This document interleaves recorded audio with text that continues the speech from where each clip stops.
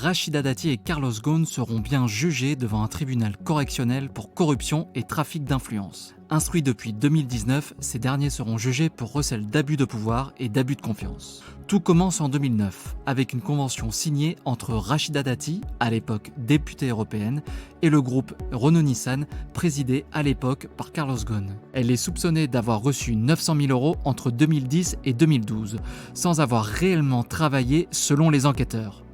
Les juges s'interrogent sur une possible activité de lobbying déguisée de Rachida Dati pour défendre les intérêts du groupe Renault au Parlement européen.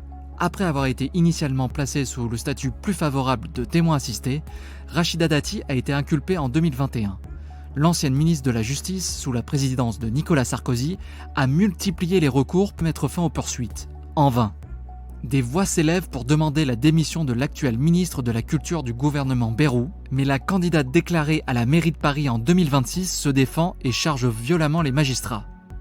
Elle compte faire appel de cette décision.